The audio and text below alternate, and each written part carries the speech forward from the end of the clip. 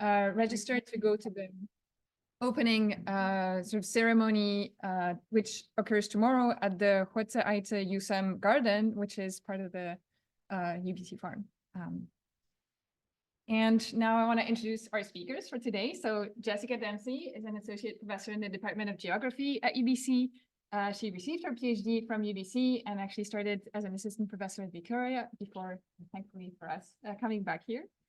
Her research focuses on environmental politics and more specifically these days on the political economy drivers of biodiversity loss, and to understand in particular why we have continued biodiversity loss and at the same time a proliferation of conservation laws, policies, and advocacy efforts. Among other achievements, she published a book in 2016, Enterprising Nature, which I realized I really want to read, and was a Peter Wall Scholar in 2018. And then Audrey Irvine-Broque is a PhD student in the geography department as well, supervised by Jessica, and you did your MA prior to that. Her research focuses on also the political economy drivers of biodiversity loss and financial sector approaches to biodiversity conservation. And she's part of the Biodiversity Capital Research Collective. I met both of them through IBIOS, the Interdisciplinary Biodiversity Solutions Research Laboratory. And it's been fun, so I'm super excited about hearing you today.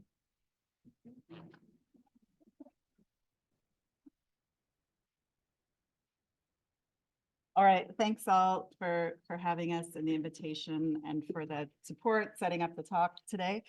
Audrey and I are presenting research today on behalf of the Biodiversity Capital Research Collective. This is essentially a group of scholars focused on understanding the political economy and ecology of biodiversity loss and conservation. We work closely with policy questions too around the Biodiversity Convention, but also science policy frameworks.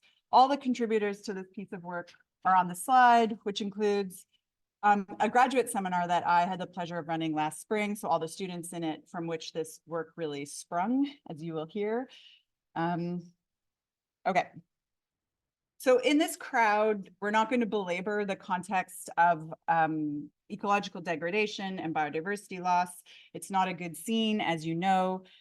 But given that scene, an international panel of hundreds of scientists, including some from your department, called for transformative change to address the biodiversity crisis. While this term is really being elaborated right now in a different IPBES or IPES, depending on your what you prefer, a different process that actually Audrey and I both sitting on right now as authors, there's general consensus that it means focusing not simply on the direct or proximate drivers, but addressing these kind of underlying drivers or root causes of biodiversity loss. So methodologically, obviously there are a variety, maybe endless ways to identify root drivers. One could conduct studies into, say, growing incomes, meat consumption, agricultural expansion, and biodiversity loss. One can study the landscape of corporate and financial power linked to extractive sectors driving biodiversity loss, perhaps by examining the lobbying efforts and revolving doors between corporate and government sectors on global, national, and regional scales. All of these approaches provide very important insights. As always, the approaches we take to our study, the questions we ask, they're all going to just reveal different aspects of root drivers, which then turn our eyes and attention towards different strategies for social and political change. So just with that kind of context in mind, the study we're presenting today is really in the spirit of this root driver exploration. Our approach, our kind of field of visibility, really begins from the following starting points. So the first one is that resource extraction is a major driver of biodiversity loss. One study finds that extraction, industries like mining, oil and gas, forestry, industrial agriculture are driving up to 90% of biodiversity loss. As such, obviously, reining in impacts to biodiversity means we have to do something about that resource extraction. Second point is that much of this resource extraction is tied up in relations of extractivism. So this is a concept articulated by anti-colonial struggle in the Americas, and it really refers to a political and economic formation based on unsustainable resource exploitation, with the benefits largely accumulating far from the sites of extraction. The local impacts of resource extraction are thus not only to the environment, a lot of time there are intense health impacts, social conflicts over land, indigenous dispossession, social problems, labor disputes, battles with foreign companies. Many of these countries too are not the main consumers of these materials and are not getting a great deal, as we'll come to show. We know that in a place like the Democratic Republic of the Congo, the DRC, where so many minerals are extracted to make our electronics, only 19% of the country has access to electricity, dropping to 1% in rural regions. So there's this real question of what governments are getting out of such massive transfer of materials at such high costs, right? So this is extractivism. Third, sort of starting point is that the key institution modulating resource extraction is the state. Governments are responsible for approving, subsidizing, expanding the very extractive developments that are eroding wild abundance. When extraction is resisted, the state often marginalizes, criminalizes, and polices the people producing and defending biodiversity. So while it is of course true that biodiversity loss is related to, say, key metrics of growing consumption of, say, meat that are linked to agricultural expansion, the decisions about land use are, for the most part, state decisions. And so a key premise for this research is that the state is really modulating production, and I would say in many ways also consumption. And then finally, the fourth point is that states are really making the same decisions over and over, regardless of the political stripe, regardless of commitments made to the CBD, regardless of domestic commitments. So there's the Aichi target failures in particular. With this in mind, the questions we are interested in are, questions many others are interested in too. Why do governments struggle to meet agreed upon targets to maintain and restore biodiversity? And really what prevents governments from dismantling these conditions of extractivism with its known disproportionate social, environmental costs and benefits? There are no shortage of studies or assessments about why states fail to do what they say they're going to do. Typical rationales, some of them are up here for these failures, tend to focus on lack of political will, financial resources and awareness, lack of capacity to implement decisions, international and national biodiversity policy documents, including the 2022, it's such a mouthful, Kunming-Montreal Global Biodiversity Framework, also say that failure stems from biodiversity policymaking being kind of siloed in environmental ministries and thus neglected in national decisions on finance, industry, and trade. I would say that these kinds of rationales really imbue the policy world, both in the CBD decisions, but also in like national biodiversity strategic action plans, which governments signatory governments to the Biodiversity Convention actually have to produce. So I think it's really important that we keep asking these questions about failures from a number of different angles and approaches, because states have just agreed on these new targets, the Kunming-Montreal Global Biodiversity Framework, and we need to identify what is going to be in the way of that implementation and be very specific and really honest about those barriers to implementation. Like we really just can't sort of cross our fingers and hope. So today we are going to present on our research. It's highly collective and collaborative research examining on why states fail to make good. This is our very first time presenting it. We're excited to hear your insights. So Audrey and I are going to go back and forth. So Audrey. Okay, so as Jess said, there's a lot of ways to answer these questions. And so we wanted to share a little bit about how this all came together, which included this research seminar that we were a part of. And I have to shout out Jess because Jess led the class, but also did every assignment with us, which made it feel very collaborative. When we'd hit roadblocks, we were all hitting them together. So it was very fun. And we kind of developed this method through these series of questions. The first step was just case selection, and we focused on megadiverse countries. So these are 17-ish countries that have been deemed to hold the most biodiversity by Conservation International. We felt like that was kind of like a interesting policy angle in, but also that these places we assumed would have the most science on what was driving biodiversity loss. We couldn't go out and do our own research on this, so we needed to make sure that that was already there. And then it's not a perfect system. We added some cases to kind of figure out regional representation. Megadiversity prioritizes pretty big countries overall. Second, we had to figure out what was driving biodiversity loss in that country. So we looked at the NBSAPs, these strategic action plans that countries have to produce, and to see what they were saying about their own country's biodiversity and what was driving its decline. But we also looked at more critical sources, more kind of data, academic reviews, to figure out what sector we wanted to focus on. once we had each identified a sector, we all went back after this kind of coming back together. We all went off to do our little research on our countries and figure out what domestic policies were upholding that sector. So subsidies, environmental deregulation, but also like what are the interests that are upholding that sector? Like, are there economic benefits? How are those economic benefits distributed across different parts of the population? What are the kind of revenues that this industry is generating? What do finance ministers say about why they make certain decisions? Things like that. And then sort of the big chunk of this report that we're going to present today is what pressures are influencing that domestic policy space. So we looked at these sectors, we looked at what all of these government officials were saying, and we tried to understand, again, mostly based on things that already existed. So World Bank documents, IMF documents, gray literature, government documents. We tried to understand why these countries would continue to make these decisions over and over again. What if they would try to turn the tide on extractivism in their country? What barriers would they face? Why haven't they maybe met environmental objectives that they've said they would? Yeah, so, and then finally, just to think across our case studies. So we would all come back each week and try to understand if these countries were facing similar constraints, and if so, where the kind of root of those constraints was. So let's see. These we're going to present from a policy report that has come from this class. And in that policy report, there are 6 case studies. These are short little windows into our research, a domestic policy example and some of the pressures that are underlying them. And you can see these countries as well as the sectors we focused on. And then export revenue, one key metric of just how much these kind of sectors mean to countries economically.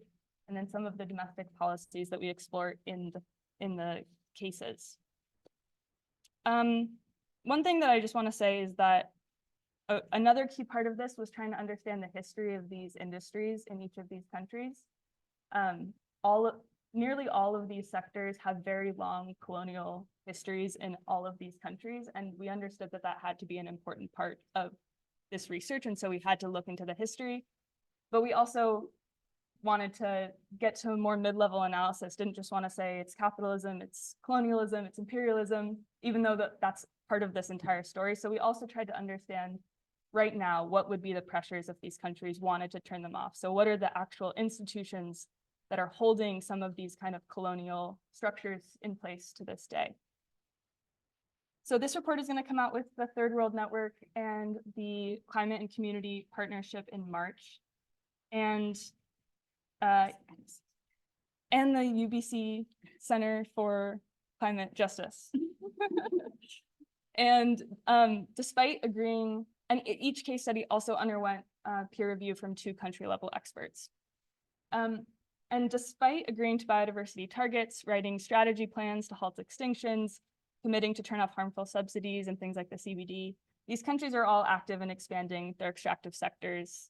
Probably not a shock that governments do things different than they say they will.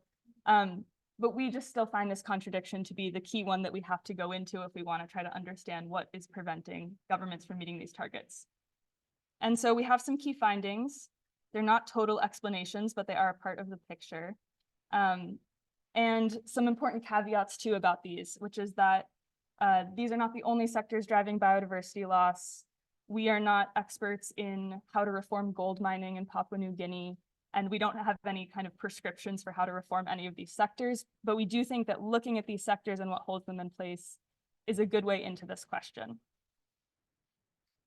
And also, I think in terms of the audience for this report, these are things that we find are not really on the table in forums like the Convention on Biological Diversity or in a lot of conservation spaces more broadly. And so part of the intention of this report is to try to get these things back on the agenda, these structural barriers to implementing the GBF. Thank you, Audrey.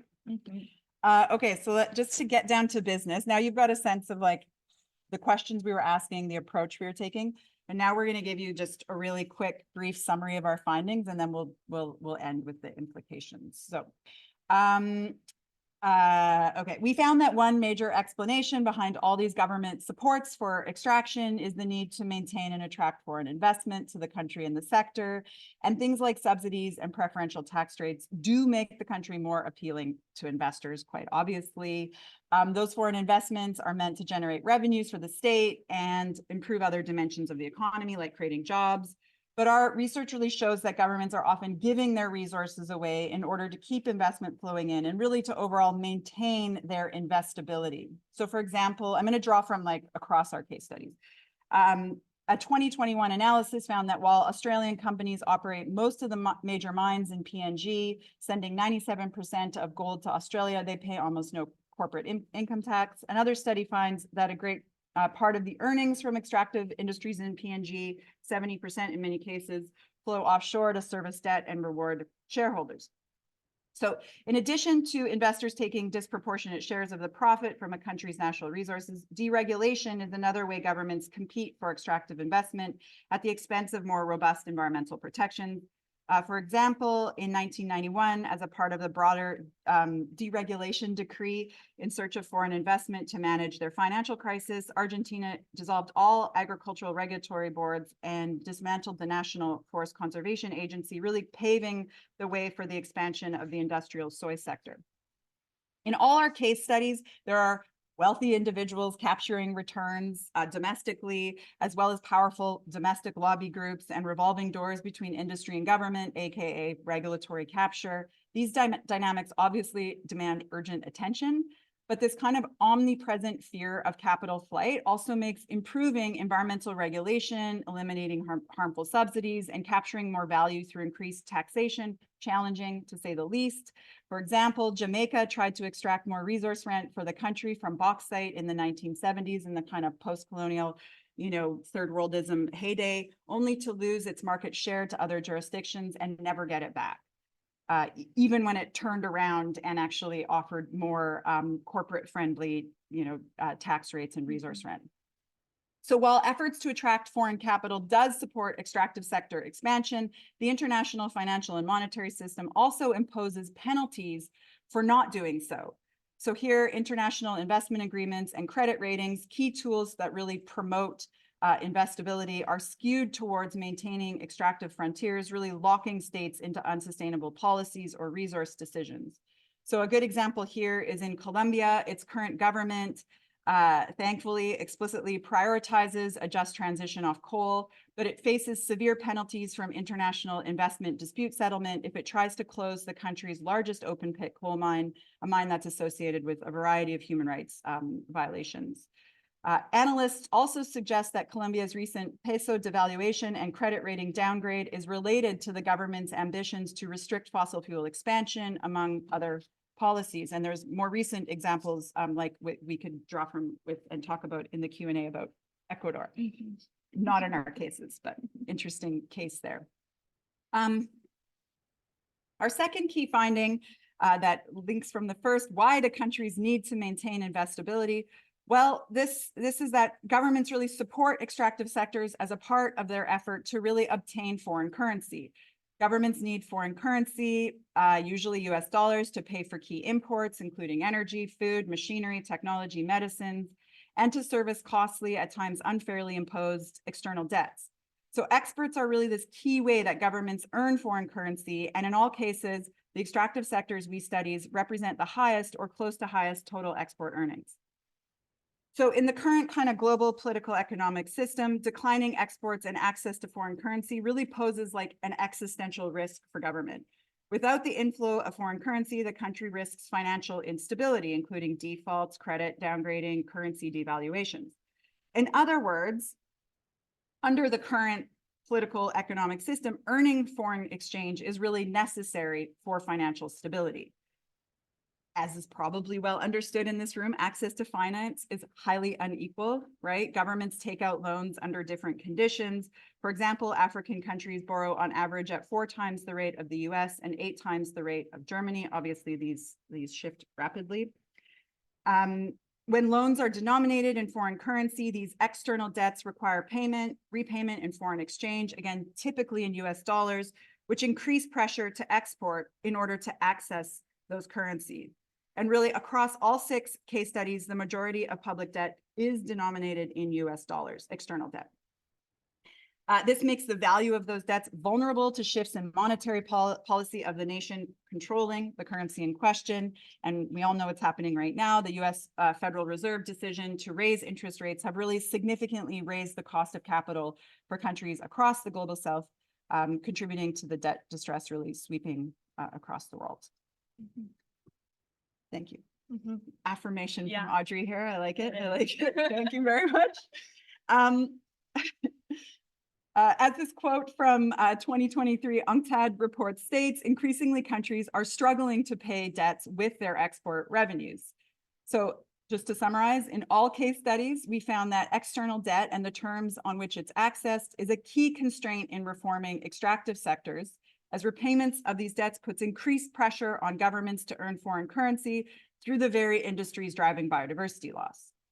So of course, it's not that debt is bad per se. It helps countries accomplish important social development and infrastructure objectives, but the current conditions of debt makes it harder for countries to say no or to reform these extractivism. Argentina is a crucial example of the phenomenon of debt-induced extractivism. The country has experienced 50 years of debt crisis with heavy IMF loan burdens accumulating in the 80s and 90s that are really persisted into the present, such that a 2018 loan made the country the IMF's biggest borrower. Its primary exports generating foreign exchange, as you already know, are soy and other industrial agricultural products, which take a heavy toll on biodiversity. Instead of reforming these sectors, Argentina has had little option but to double down on these exports. It's basically enshrined in their recent loan agreements. More broadly, recent research suggests that growing indebtedness, rising US interest, rising interest rates more broadly, and inflation are leading many global south countries towards a new wave of austerity, just when, of course, increased investment is needed in climate adaptation and mitigation, biodiversity, ecosystem restoration, and of course, public health. So these conditions just do not bode well for GBF implementation. Mhm. Thank you. Audrey's going to take it home. Take it for us. home. Okay, so key finding 3. So when faced with financial crisis, global south governments turn to international financial institutions, the IMF and the World Bank and other development banks for support. These institutions offer loans to deal with immediate outstanding payment crises. But these loans, as we know, often come with conditionalities that coerce states to cut public spending, so austerity, or increase productivity, particularly through export sectors. They privatize or otherwise restructure state-owned enterprises and other public goods like infrastructure in order to quickly expand the economy. These institutions were present in the cases Jess just mentioned. So they were there when Argentina, they wrote the playbook basically for Argentina dissolving its agricultural and forestry regulations. The World Bank was instrumental in pushing Papua New Guinea to expand oil and gas extraction, even though their own reports today note that this has not expanded economic development opportunities in this country. And another example from our cases is that in the DRC, they went up for debt relief in 2010, but under the condition of a poverty reduction strategy, which was written with these institutions, one that committed to the restructuring and quasi-privatization of public enterprises, such as mining companies, and the implementation of corporate-friendly tax rules and regulatory frameworks. So in other words, these financial institutions encourage the DRC to implement these policies, propping up the mining industry, but risking human and ecosystem health and not bringing significant revenue for the provision of public goods and services in the country. History is obviously filled with examples like this. This is likely old news to some people here, and geographers don't shut up about it. But the key point for us is that the Bretton Woods institution and the structures that they're a part of upholding have reinforced dependence on extractive exports in particular as foundational to financial stability. And as such, these institutions and their measures of success are implicated in sustaining and expanding the extractivism that drives biodiversity loss. So these aren't just environment development trade-offs that every country is making independently in its own little vacuum. They really have roots in this broader international financial system. Further, the austerity that has been baked into many of these states due to decades of neoliberal policy has really hampered governments' abilities to meet their environmental objectives, including things like funding their ministries of environment, things that could regulate extractive sectors. Jamaica is a great example of this. They were one of the most highly indebted countries in the world in the 90s to the 2000s, but they are now considered a success story by the IMF because they have exercised extreme fiscal restraint, they have lowered their levels of debt. But this success also means that the government faces a lot of limitations in terms of what they can invest in. So like infrastructure, industry, poverty alleviation, climate adaptation, ecosystem restoration, everything Jess was just mentioning. So even though the IMF says that they need infrastructure development in order to attract investment and also to become more climate resilient, it is unclear, including to the IMF, where these funds are going to come from. The point is that even countries who have succeeded in IMF terms are still not well positioned to address the crises they're staring down right now. We wanted to go back to where we started, our key questions. Why do governments struggle to meet these targets, and what prevents them from answering extractivism? Tell us, Audrey. I'll tell you. Please. So these usual explanations for these failures focus on local corruption, regulatory capture, economic benefits, lack of political will. These are all important. They must be addressed. They're real problems.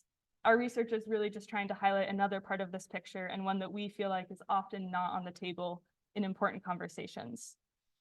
Our study results are specific to the countries that we studied, and obviously each of these countries has its own complicated, unique history and relations with this system, but we see these dynamics as affecting many countries across the global south. The dependence on these conditions, 1, 2, and 3, have led scholars to describe these states as subordinate in the international financial system. That is, they're structurally disadvantaged and subsequently face ongoing economic instability, and they're subject to constant threat of capital flight, loan defaults, and shocks based on commodity price changes and monetary policy decisions that are made elsewhere. Our report's finding is that the subordinate position of these states operates as a root cause of biodiversity loss because of the pressures it puts to expand extractivism. These pressures put short-term financial stability first, but it comes at the expense of long-term ecological stability, and it gives states very constrained space based on their position in the international financial system to do something differently. With this in mind, we've started to make analytical distinctions between indirect drivers, which we define as the policy choices governments make that expand extractivism, from root drivers, which are structural forms that make it really challenging to do anything other than these policy choices, but are things that individual governments are not able to change with domestic policy. So this is things like monetary hierarchies, terms of access to capital, wealth and power inequalities, voting representation in development institutions like the World Bank and the IMF, and industry and capital power. Also shout out Yeah, to perfect. Tova, who's here. Who made this Who made this diagram, diagram. for us. Yeah. Can't not have an iceberg diagram. Mhm. So there are 3 main implications that we wanted to end on today. The first, going back to our field of visibility, is that states make decisions about extraction, which is true. But this research reveals that many states are limited in terms of what they can do by the international financial system, and there's a need to go beyond domestic policy. So the National Biodiversity Strategy and Action Plans that these countries write every couple of years, they mostly talk about what they're going to do domestically. And one of the things that we see a need for is to expand our understanding of what states can do domestically versus what needs to be accomplished more broadly in the international space. Second, actually important to say, we're not trying to let governments off the hook for bad decisions. We try to say that as much as we can because we don't want to come across as acting like we think every government is trying to do this and they just can't because there's these limits. But we do think that these barriers actually pose real limitations on governments. For example, like Colombia, governments that have been given a mandate to protect the environment and are being disciplined out of doing so. Second, in mainstream conservation circles, there's a focus right now on identifying the potential financial risks that stem from biodiversity loss via things like risk and disclosure mechanisms. One of these is the Task Force on Nature-Related Financial Disclosures. And we'd be happy to talk more about this during the Q&A. But what is not on the table is the way that the pursuit of financial stability for many countries is furthering extractivism and thus also ecological instability. So it's a bit of a flip of the mainstream way that we're thinking about biodiversity risk to finance. Third, and in that same vein, genuinely transformative outcomes will require targeting and dismantling the root financial structures that make extraction so necessary for many states to maintain financial stability. As we've said, we feel that these things are not often on the table, and a good example of that is that at the COP in Montreal in 2022, there was a motion on the table in the decision to study the relationship between sovereign debt, austerity, and biodiversity loss. And even this piece of text, even just to issue a study by the Secretariat, was taken off in the last moments of the negotiation. And this happened even while 136 countries are considered critically indebted by Global Sovereign Debt Monitor as of 2023. So we think this illustrates that biodiversity policy and politics is failing to engage with these root causes. And instead, what we often get is a focus on private conservation finance to fill the gaps left in state ministries by austerity, things like biodiversity credit markets, which allow extraction to continue, and protected areas. These approaches haven't lessened the pressures that continue extractivism. So for example, at least 171 protected areas changed their regulations for the purposes of mining between 1980 and 2019. In 2021, our research group published this report, Beyond the Gap, which makes this argument that we can't see the problems of biodiversity conservation as separate from the ways that biodiversity loss is so caught up in the global economy. We can't separate it out. Okay, so our next steps is a report launch and then to engage in some focus groups. Do you want to talk a bit about the focus groups and the recommendations? Sure. I mean, really the one thing you'd normally expect at the end of a policy report would be recommendations, because that's what makes a policy report in many ways. But we decided to forego recommendations, and instead we're starting what we're calling this phase 2, where we're gonna launch the report, and then we're gonna have these focus groups with some key what do you call them, like key interlocutors yeah, in order to distill from folks ways that they think, well, first of all, to get insights on the research, first of all, like what people think about it, but also to kind of crowdsource in a way what they think might flow from this. So that's what we've decided to do. And we're going to do that in March and April, these focus groups. We also think it's actually a really interesting way, or at least we're hoping it may be an interesting way to see how people out in the biodiversity policy worlds understand structural drivers and how they might understand what's getting in the way. So I think it's a way to extend our research along the same question, but with a different research approach.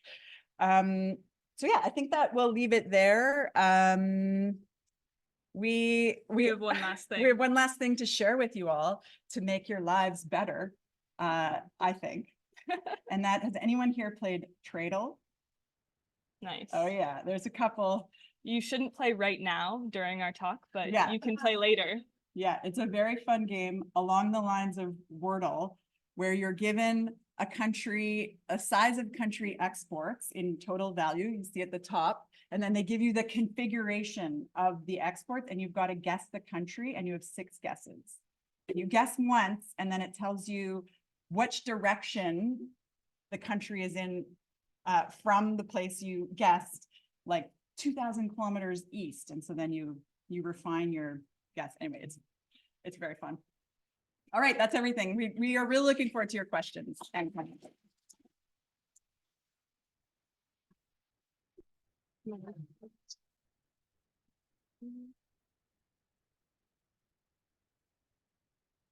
We have about 20 minutes for questions, so feel free to field them, and I'll let you know if they're in on the audience. Okay, thanks. Comments? Anything? Go ahead. Yeah, and then there's Peter. Sure. Yeah, Victoria Hemming on Zoom asks, I'm curious to what extent debt for nature swaps help to pay off debt while addressing ecological problems, or are these unethical or unjust? Mhm. We anticipated this. We anticipated this so much We that knew- we wrote it in the notes. Yeah. So I think, you know, there's a lot of interest around debt for nature right now, and some of the research shows that, yes, there can be some benefits. Obviously the risks with a debt for nature swap is the perennial problem of conditionalities. So a lot of these, again, from a global south kind of, you know, concern with colonialism, the question of conditionalities and who decides what those conditionalities are for any debt restructuring is always a perennial issue. So there's that question. Mhm. And then I think more broadly, you know, when President Biden forgave some debt or was planning to, did that For ever student happen debt? for student debt? No, sadly, it did not happen. Okay, sadly, it didn't even happen, but let's just say, it's like, I think a debt for nature swap is a bit like if you forgive a little bit of debt, but you leave the underlying conditions intact. Namely the cost of education in the US that makes students like indebted over and over again. I think it is the same kind of problem with debt for nature swaps. Like they're really, in addition to the question of conditionalities and state sovereignty that need to be still on the table. I think you've got this other thing of where they're extremely limited. And I think the question, when we're in advocacy circles, we're really pushing for debt cancellation and restructuring, not debt for nature swaps. So really this question of actual, a more sort of reparative, redistributive approach to thinking about debt rather than particularly odious debts, of which there are many, including in a place like South Africa, where apartheid debts were carried over to the post-apartheid regime. Mhm. Yeah, I mean, neither of us study debt for nature swaps very closely, but somebody on our team Mhm. does, and Patrick, yeah, who I think published a report that at least had the working title of Better Than Nothing. So I think that's kind of like sums up some of the kind of feeling. I think there's a lot of issues just in terms of like transparency issues, especially buying this debt. It has to kind of be secretive so that the value of it won't change, which therefore means that like much of country doesn't know about it until after it's happened. And so I think there's a lot of The issues role to of, get into trying to like solve some of the problem. restructuring is done by the Nature Conservancy, then it raises this question, like, what's the Nature Conservancy doing, like fiddling in, you know, national finances of the Seychelles? So there's some really good critical research on debt for nature swaps, also from this kind of question of like really political power and sovereignty and autonomy questions. So Mhm. it's up, Peter. Yeah. Thanks so much for this presentation. Very, very relevant to our work with and one thing I've often found is we make this very sharp line division between talking about developing and developed countries. And you know, I've often thought that there's a very useful way to blur the lines to intentionally include Canada within the range of resource dependent. And so I noticed, you know, in your case selection, you have 6 development divisions. And yet we have Canada here who we have actively pursued aggressively resource extraction and unsustainable rates of logging and mining and LNG, you name it. We love good food and bust. So I'm just wondering, if we're not driven by IMF frustration, we're not driven by World Bank. I'm wondering if you could comment on things you've seen in these 6 case studies that might be also driving Canada, despite all of our results, despite not being pulled into definition. Yeah. You want to go first? Sure. Totally agree. I mean, I think you could look at something really concretely. I think we could ask this question, and my friend Rosemary Collard, who I've been working a lot on BC and forestry and mining issues here related to caribou. We've been asking ourselves this question.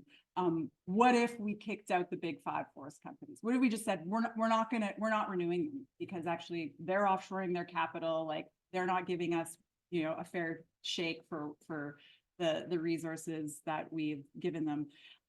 What would happen? And I think what we would see is you would see probably a downgrade of our credit rating, just to use one example, right? So I do think some of this question of investability, so the first point, which is kind of a seemingly obvious point in many ways. Like, yeah, of course, every country wants to be investable, it wants to attract foreign capital. But I think we don't often connect the dots between that sort of incessant drive of a state like British Columbia and Canada to sort of create the conditions for investment, and how those are actually ecological, right? That they're not just benign sort of like efforts to create an investable climate, that they have ecological effects. And so that's one way I would think that you could take what we've done and think through in a really concrete and actually a research question to really think about like what would happen if we did something quite bold related to all of this resource extraction in terms of a kind of disciplining that would come from, say, financial institutions like credit rating agencies or yeah. So Yeah. I think that would be the main one, Mhm. I would think. I don't know.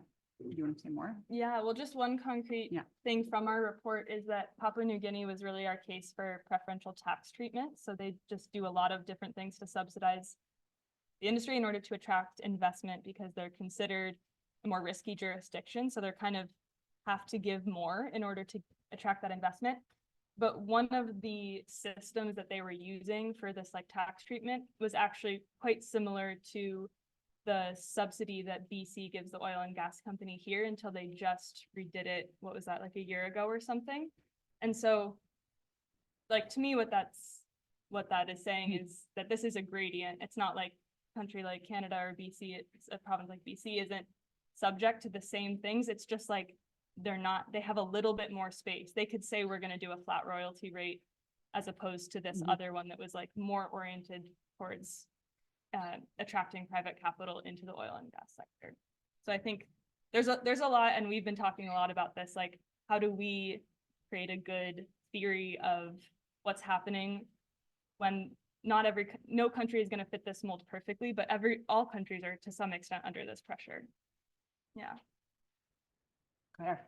Yeah, and I think I was wondering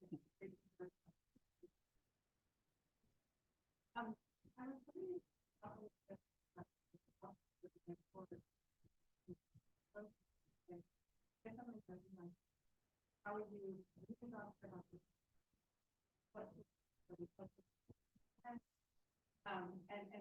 and yeah, where do you think that would go? And I think it's really interesting.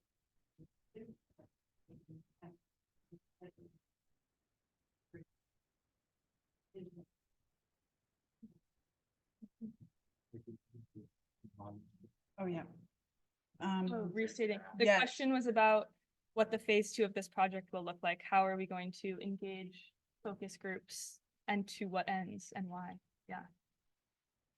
Yeah, it is an experiment, is really what I would say. I mean, I was struck. Okay, so I've been struck for a long time at how little anything I do, let's say, for example, around financial resources and biodiversity, which I've worked for a long time. I've been really struck about how I've been saying the same thing for like 20 years, basically. And now I'm sitting in this very technical, like, but negotiator-led committee on financial resources. So I feel like I'm like at the table right now, and I'm saying, and they're talking about how, oh, we need to, we're going to finance the global biodiversity framework through like payments for ecosystem services and, you know, like offsets and bonds. And I'm like, well, all the research shows over the last, 10 years that these things are not really up to snuff. Like they're not working.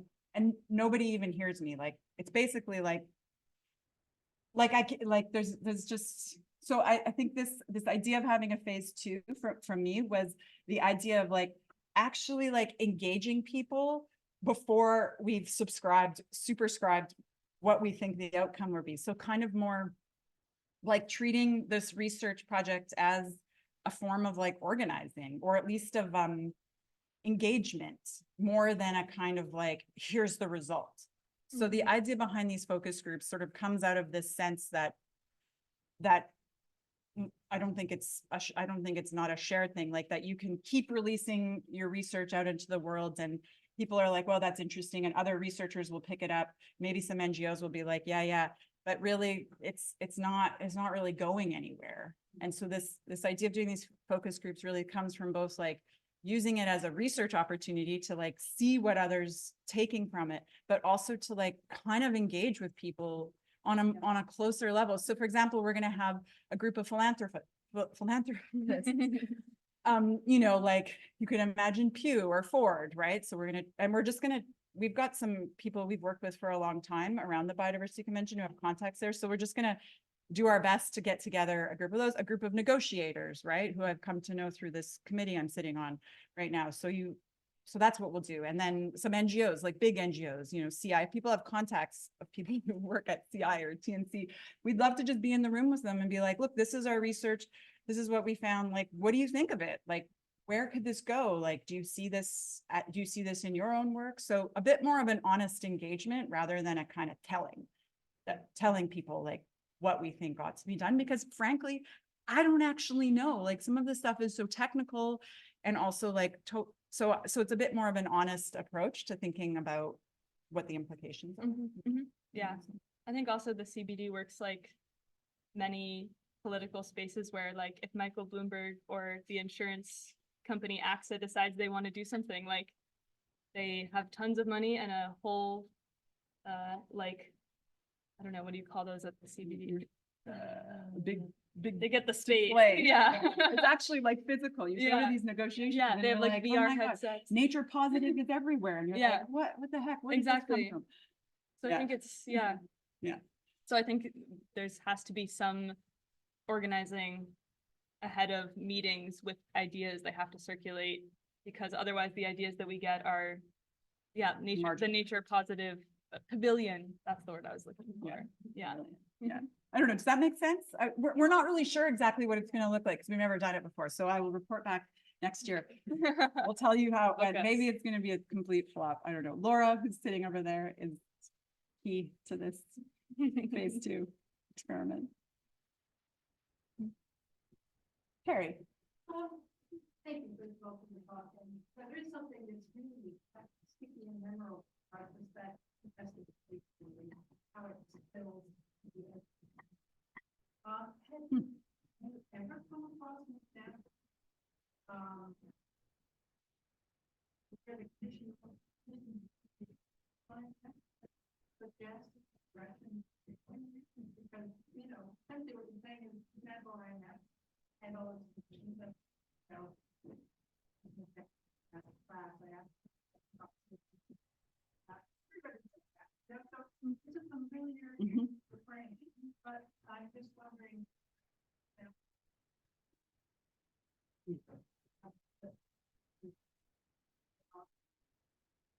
Well, there's China, who's solving debt crises.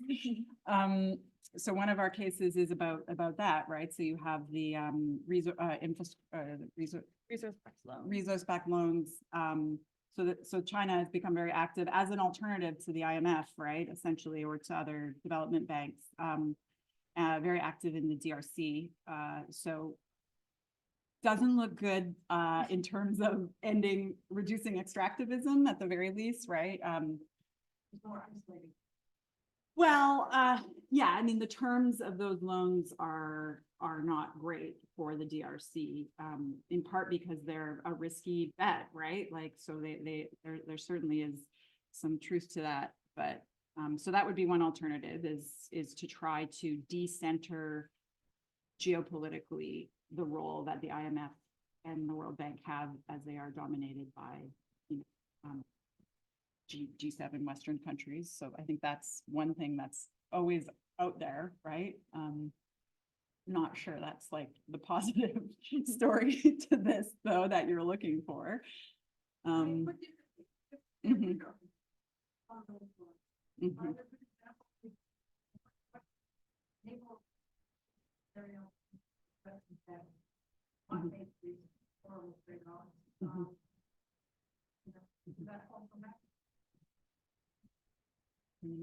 Well, yeah, I mean, there's things maybe you could say about the central banking thing potentially, but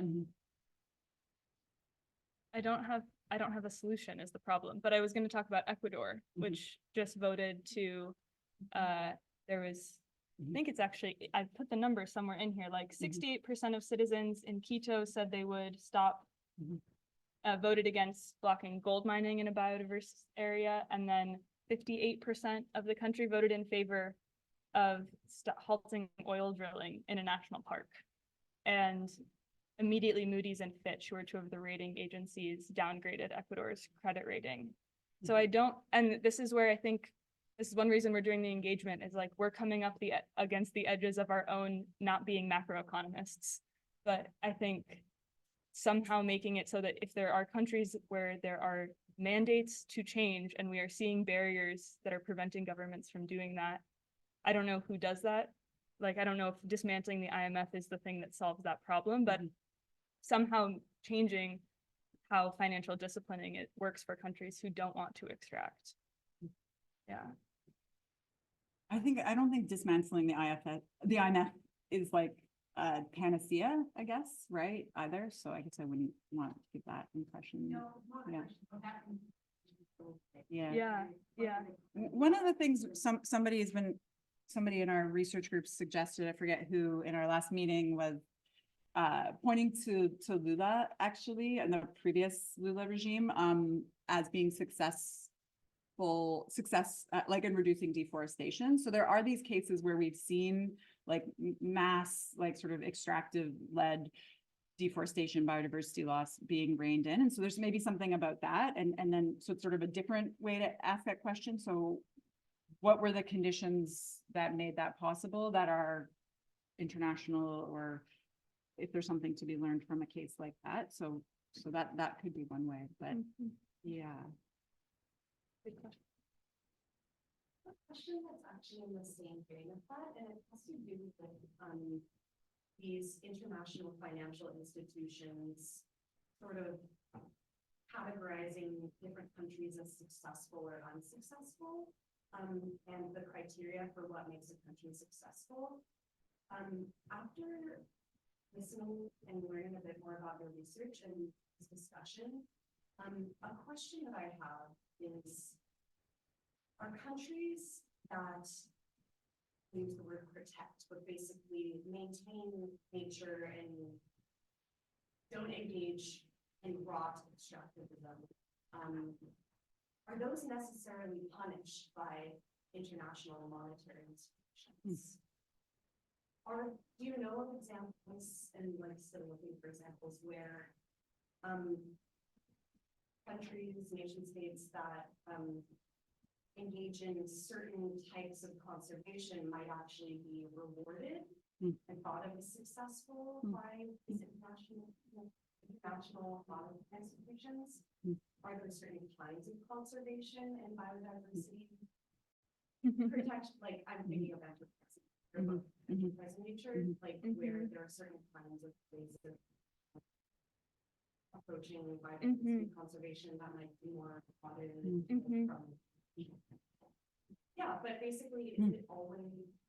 Is it always this sort of like inverse relationship where the more like biodiversity flourishes, it should be ensure that the more they're sort of down by these.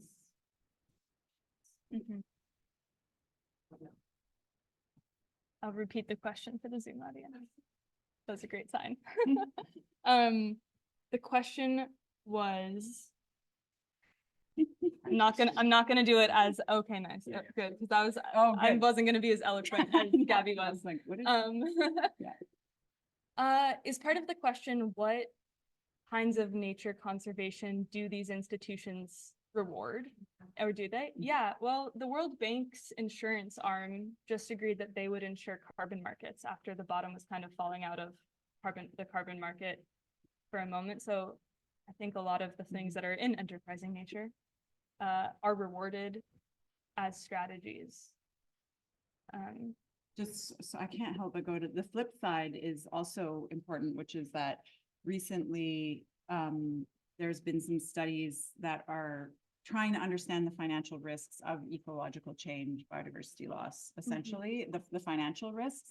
And they find that actually countries that are at risk of like they become, their financial stability is also threatened by biodiversity loss. And so then they project through their models, right? But they're projecting that the cost of capital for some of the most already structurally disadvantaged subordinate states are going to get worse with increased ecological and obviously ecological degradation and climate change, right? So there is, in a way, it's actually a bit the opposite. Well, no, I guess that is actually the opposite of that, is that countries that who aren't at as much risk of ecological change will get some kind of lift, at least through this kind of financial risk modeling, right? Mhm. Yeah.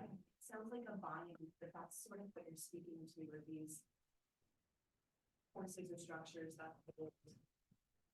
It's a double bind in the case of these countries, right? Because not only do they face a credit ratings downgrade from ecological degradation, climate change, but they also face this bind of having to maintain their financial stability within an economy which they have to, in order to obtain that financial stability, they need to be kind of furthering their export sectors, which are extractive, that lead to more biodiversity loss. So it is it's a very dire for a certain set of countries. It's a very dire situation.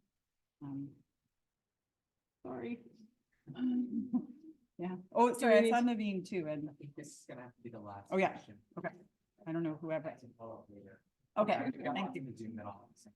Okay. I was just curious, I feel like listening to all this, I've been thinking of, other ways that we extract nature without it's not quite the same type of extraction, but you know how tourism, include all the idea of like, ecotourism can be done well, it's not always done well, but that can also be for certain countries, and I was wondering if you could speak to that.